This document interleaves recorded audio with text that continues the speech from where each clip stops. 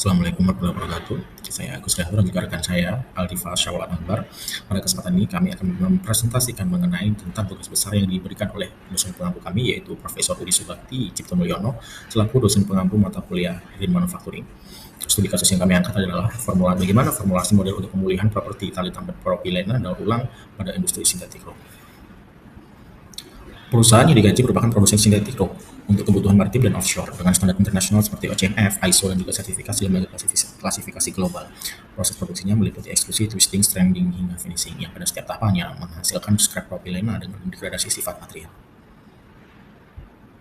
Berikut adalah contoh pemanfaatan dari sintetik rok dari produk unggulan perusahaan yang kami kaji. Pada studi kasus ini, kami akan membahas bagaimana limbah produksi tali tambat berbahan polipropilena dapat dimanfaatkan kembali secara teknis, ekonomis, dan lingkungan. Masalah utamanya adalah semakin tinggi tuntutan keberlanjutan, semakin besar tekanan untuk menggunakan material daur ulang. Namun di sisi lain, keselamatan produk tidak boleh menurun. Industri tali sintetis memiliki tuntutan keselamatan yang sangat tinggi. Ketika tali bekerja menahan beban besar dalam kondisi dinamis, energi elastik tersimpan di dalam struktur material. Jika terjadi kegagalan, energi ini dilepaskan secara tiba-tiba dan memicu snapback accident. Akibatnya, sedikit saja penurunan kualitas material dapat berdampak langsung pada keselamatan manusia. Inilah sebabnya penggunaan material daur ulang tanpa rekayasa lanjutan menjadi tidak dapat diterima di industri ini. Dilema antara keberlanjutan dan keselamatan inilah yang menjadi dasar dalam penelitian kami. Produk unggulan dari perusahaan yang kami kaji adalah jenis produk polyolefin 8 strand, yang mana industri ini mengacu berdasarkan ketentuan dari Standard Oil Companies International Marine Forum di benua Eropa, yaitu Mooring Equipment Guidelines atau MAC4, serta mengacu pada ketentuan dari ISO yang berlaku maupun juga terverifikasi dari lembaga internasional dan juga nasional. Tahap 1. Review terhadap proses produksi sintetik rope. Pada tahap pertama penelitian ini, kami melakukan review menyeluruh terhadap proses produksi sintetik rope. Tujuan utama dari tahap ini adalah untuk memahami alur proses secara aktual, mulai dari bahan baku hingga produk akhir, sebagai dasar untuk mengidentifikasi potensi pemborosan material dan peluang perbaikan dari sudut pandang green manufacturing. Proses flow produksi atau gambaran umum, slide ini menunjukkan proses flow produksi sintetik rope secara umum. Proses diawali dari penerimaan bahan baku, polipropilen daur ulang, dilanjutkan dengan raw material mixing, ekstrusi bahan baku, hingga proses spinning dan pembentukan fiber. Pada tahap ini, fokus kami bukan hanya pada urutan proses, tetapi juga pada titik-titik kritis yang berpotensi menghasilkan waste, baik berupa scrap material, produk cacat, maupun sisa proses. Proses flow produksi. Pada slide ini ditunjukkan proses flow produksi dari pengujian material hingga produk siap disimpan. Fokus utama dari alur ini adalah kontrol kualitas berbasis desain proses, sehingga hanya material dan produk yang memenuhi standar yang dapat melakukan ke tahap berikutnya. Proses diawali dengan uji tensile dan breaking strength pada fiber. Tahap ini berfungsi sebagai quality gate awal untuk memastikan bahwa sifat mekanik fiber sudah sesuai dengan standar yang ditetapkan. Apabila hasil pengujian tidak sesuai standar, maka fiber tidak dilanjutkan ke proses berikutnya dan dipisahkan sebagai material tidak lolos QC. Jika fiber memenuhi standar, maka proses berlanjut ke tahap fiber twist yang bertujuan untuk meningkatkan kekuatan dan kestabilan struktur fiber. Setelah itu dilakukan fiber stranding, yaitu proses penggabungan beberapa fiber menjadi satu strand dengan konfigurasi tertentu sesuai desain produk. Selanjutnya, material masuk ke bridge strand proses, di mana strand dianyam untuk membentuk struktur tali. Pada tahap ini dilakukan visual quality control dan pengujian lanjutan, meliputi breaking strength, elongation, dan linear density. Pengujian ini memastikan bahwa produk tidak hanya kuat, tetapi juga konsisten secara dimensi dan performa. Produk yang tidak memenuhi standar pada tahap ini akan dipisahkan dan diberi label non-standard, sehingga tidak tercampur dengan produk yang layak jual. Sementara itu, produk yang lolos standar akan dilanjutkan ke proses packing, kemudian diberi label QC, pass, dan akhirnya masuk ke tahap penyimpanan produk sebagai produk jadi. Secara keseluruhan, flow ini menunjukkan bahwa desain proses produksi sudah mengintegrasikan quality control di setiap titik kritis, sehingga dapat meminimalkan waste, mencegah rework, dan mendukung prinsip green manufacturing melalui pengendalian kualitas sejak awal proses. Transisi ke tahap 2-7, identifikasi data produksi.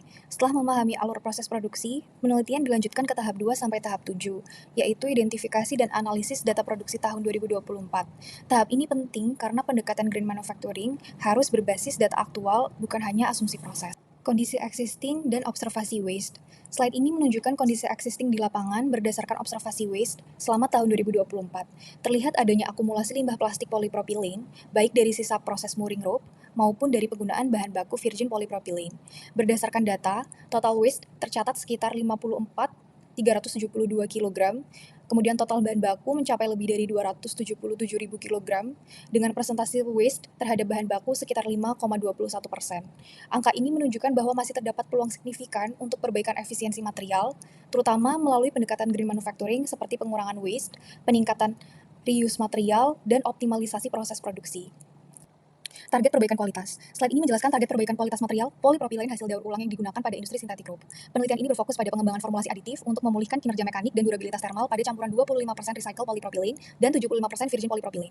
Penggunaan RPP memang menguntungkan dari sisi biaya dan keberlanjutan. Namun, material ini mengalami degradasi termal dan mekanik akibat siklus daur ulang sebelumnya. Oleh karena itu, diperlukan target peningkatan properti agar performanya mendekati virgin polypropylene. Berdasarkan tabel, terdapat 4 parameter utama yang menjadi target perbaikan. Modulus elastisitas dan kekuatan tarik ditingkatkan untuk memastikan kekuatan mekanik rope tetap aman digunakan. Selain itu, nilai oxidation induction time ditargetkan meningkat signifikan sebagai indikator peningkatan stabilitas thermal material. Sementara itu, nilai melt flow index diturunkan sekitar 33% agar viskositas lelehan meningkat, sehingga material lebih stabil saat diproses dan tidak mudah mengalami flow instability.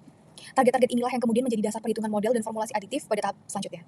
Adapun gambar mesin pencacah atau shredder, fungsi mesin yang ditampilkan pada gambar ini merupakan mesin pencacah atau shredder yang digunakan untuk memproses waste rope atau filamen polypropylene sebelum masuk ke tahapan daur ulang material. Tujuan utama mesin ini yaitu yang pertama mengecilkan ukuran waste rope, kemudian menyeragamkan bentuk material, dan mempermudah proses ekstrusi ulang, dan yang terakhir mengurangi beban kerja mesin extruder. Adapun komponen-komponen utama pada mesin, yang pertama ada hopper atau corong masuk, kemudian ada ruang pencacahan atau shredding chamber, adapun sistem pisau, motor dan sistem transmisi, outlet atau keluaran material. Dengan menggunakan mesin pencacah ini, waste internal tidak dibuang, melainkan dikembalikan ke siklus produksi, sehingga mendukung konsep internal, recycling, dan circular economy. Model korelasi MFI dengan MW atau Power Law Model. Slide ini menjelaskan model korelasi antara Melt Flow Index atau MFI dan berat molekul rata-rata atau MW menggunakan Power Law Model. Seperti rumus yang tertera di slide, model ini digunakan karena secara fisik semakin besar MW, maka semakin rendah MFI, akibat meningkatnya interaksi antar rantai polimer. Model ini memungkinkan kita untuk memperkirakan MW target berdasarkan MFI yang diinginkan mesin, serta memprediksi pengaruh blending PP virgin dan PP daur ulang terhadap performa proses. Berdasarkan model tersebut, dilakukan perhitungan untuk menentukan MW target dari PP blend dengan mempertimbangkan MFI baseline PP virgin, MFI target proses ekstrusi, serta fraksi PP daur ulang sebesar 25%. Hasil perhitungan menunjukkan bahwa PP blend memerlukan peningkatan MW sekitar 13-15%. Hubungan viskositas intrinsik dan MW atau persamaan Mark-Howing. Selanjutnya, untuk menghubungkan hasil perhitungan MW dengan sifat alir material di mesin digunakan persamaan Mark-Howing. Seperti rumus yang ada di slide, viskositas intrinsik ini mempresentasikan ketahanan aliran leleh di dalam barrel dan die extruder. Dengan persamaan ini, kita dapat memastikan bahwa peningkatan MW tidak menyebabkan viskositas terlalu tinggi, sehingga tekanan ekstrusi, torsi skru, dan beban motor tetap dalam batas aman mesin. Dari hasil Pada slide ini ditunjukkan dua analisis kunci yang saling melengkapi. Pertama, hubungan antara viskositas intrinsik dan berat molekul yang dimodelkan menggunakan persamaan Howing. Dari persamaan ini ditampilkan diperoleh rasio viskositas target terhadap blend sebesar 1,1237 atau setara dengan kenaikan viskositas sebesar 8,82%. Angka ini menunjukkan bahwa sistem memerlukan intervensi long chain branching melalui peroksida organik untuk memulihkan struktur molekul yang terdegradasi. Secara mekanistik, peningkatan viskositas ini tidak hanya menurunkan MFI, tapi juga yang lebih penting meningkatkan melt strength dan viskoelastisitas yang krusial pada proses ekstrusi tali. Bagian kedua slide ini menunjukkan korelasi linear antara OIT dan konsentrasi antioksidan yang dinyatakan dengan persamaan OIT.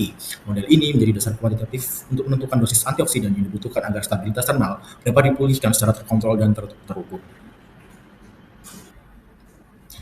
Korelasi linear antara OIT dan konsentrasi antioksidan berdasarkan data literatur Nomben et al. Nilai intake antioksidan berada pada rentan 40 ppm hingga 2050 ppm dengan OIT meningkat dari 2,9 menit hingga 36,6 menit. Yang kemudian di-fit menggunakan regresi linear metode Lesch-Perth. Hasil fitting menghasilkan kemiringan N sebesar 0,0180 menit per ppm dan intercept B sebesar minus 8,60 menit. Setelah dikonversi ke satuan detik, diperoleh sensitivitas 1,081 detik per ppm antioksidan dengan menetapkan target OIT sebesar 277,6 detik atau 4,63 menit. Perhitungan regresi menunjukkan bahwa dibutuhkan intake antioksidan sekitar 734 ppm. Sementara itu, material blend awal hanya mengandung 552,44 ppm, sehingga analisis secara kuantitatif menunjukkan adanya defisit antioksidan yang harus dikompensasi melalui penambahan antioksidan tambahan pada tahap formulasi berikutnya. Pada slide ini dilakukan kuantifikasi dosis antioksidan total dengan pertimbangan perbedaan antara intake antioksidan dan juga total antioksidan. Berdasarkan Non-Ben et al., rasio intake terhadap total antioksidan berada pada kisar 0,92 hingga 0,955 dengan rata-rata sebesar 0,9409. Rasio ini penting karena tidak seluruh antioksidan berada dalam kondisi aktif setelah pemrosesan. Dengan kebutuhan intake antioksidan sebesar 733,98 ppm, maka total antioksidan yang dibutuhkan sistem adalah sekitar 780 ppm atau setara dengan 0,078%. Sementara itu, dari hasil regresi sebelumnya, material blend awal hanya memiliki 52,44 ppm intake antioksidan yang ekuivalen dengan 87,3 ppm, total antioksidan atau setara dengan 0,0587%. Sehingga secara kuantitatif dapat disimpulkan bahwa dosis antioksidan tambahan yang perlu dimasukkan ke dalam formulasi adalah sebesar 192,7 ppm atau sekitar 0,0193%. Strategi ini memastikan stabilitas termal tercapai secara efisien tanpa overstabilization, sekaligus menjaga keseimbangan kinerja mekanik material. Model Pukansky untuk kekuatan tarik atau tensile strength. Pada tahap ini dilakukan analisis kinerja mekanik material, khususnya kekuatan tarik, menggunakan model ini. Kemudian model ini digunakan untuk mengevaluasi pengaruh fraksi fase PP daur ulang dan kualitas adhesi antarmuka terhadap kekuatan tarik komposit. Model Pukansky menyatakan bahwa rasio kekuatan tarik komposit terhadap matriks dipengaruhi oleh dua faktor utama, yaitu fraksi volume fase terdispersi dan parameter interaksi antar fase, yang mempresentasikan kualitas adhesi antarmuka. Secara fisik, nilai B menggambarkan secara efektif transfer tegangan dari matriks ke fase terdispersi. Semakin besar nilai B, semakin baik adhesi antarmuka dan semakin tinggi kekuatan tarik komposit. Data dan kondisi yang digunakan, pada studi ini digunakan kekuatan tarik blend terukur sebesar 14,30 MPa, kemudian target kekuatan tarik PP virgin sebesar 22,80 MPa, dan fraksi volume PP daur ulang sebesar 0,25 yang diasumsikan sama dengan fraksi massa karena densitas yang setara. Hasil perhitungan dan maknanya dari hasil perhitungan ini diperoleh bahwa rasio kekuatan tarik sebesar 0,627 dengan nilai parameter adhesi antar fase B existing sekitar 0,92. Namun untuk menyamai kekuatan tarik PP virgin pada fraksi daur ulang yang sama, nilai parameter B perlu ditingkatkan hingga sekitar 2,32 atau mengalami kenaikan sekitar kurang lebih 1,40.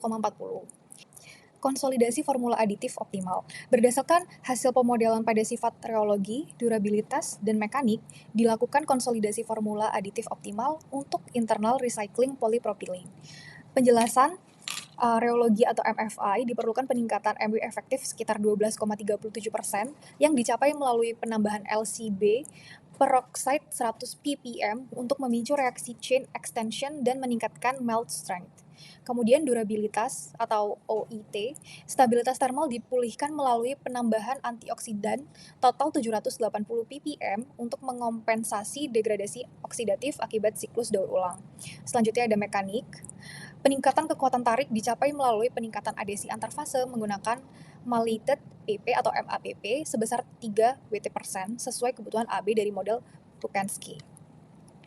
Dari sisi lingkungan, studi LCA menunjukkan bahwa proses produksi PP virgin memiliki global warming potential sekitar 1,548 kg karbon dioksida per kilogram material dengan total material daur ulang sebesar 14.372,49 kg, maka emisi yang berhasil dihindari mencapai sekitar 22.238 kg karbon dioksida.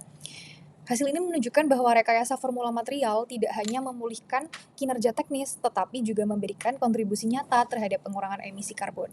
Dengan demikian, pendekatan ini mendukung prinsip green manufacturing dan circular economy secara kuantitatif, bukan sekedar konseptual saja.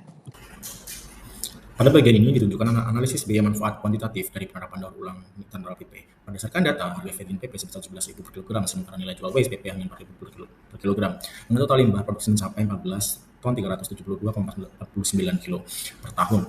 Jika limbah digantikan dengan penggunaan recycle PP internal, perusahaan dapat menghemat biaya pembelian virgin PP sebesar 244,33 juta per tahun. Namun perlu diperhitungkan juga kehilangan pendapatan scrap sebesar 57,49 juta, sehingga penghematan bersih yang diperoleh mencapai sekitar 156,84 juta per tahun. Hasil ini menunjukkan bahwa pendekatan formulasi aditif tidak hanya layak secara teknis, tapi juga memberikan manfaat ekonomi nyata, sekaligus mengurangi ketergantungan pada fluktuasi harga PP global. Secara keseluruhan, kesimpulan penelitian ini menegaskan bahwa limbah PP dari produksi murid memiliki potensi teknis, lingkungan, dan ekonomi yang signifikan apabila dikelola melalui pendekatan rekayasa material yang tepat.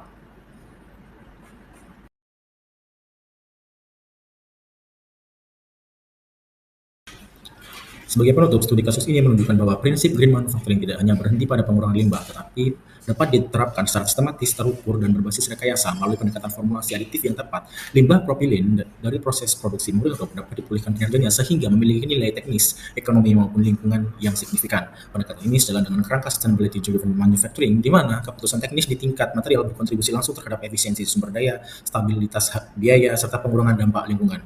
Kami berharap studi ini dapat memberikan gambaran konkret sebagai konsep green manufacturing yang dapat diterapkan secara praktis di industri manufaktur, khususnya pada sektor polimer. Terima kasih kepada Profesor Dr. Budi Subakti Cipta Mulyono atas bimbingan dan ilmu yang telah diberikan selama perkuliahan Green Manufacturing. Kami akhiri, wassalamualaikum warahmatullahi wabarakatuh.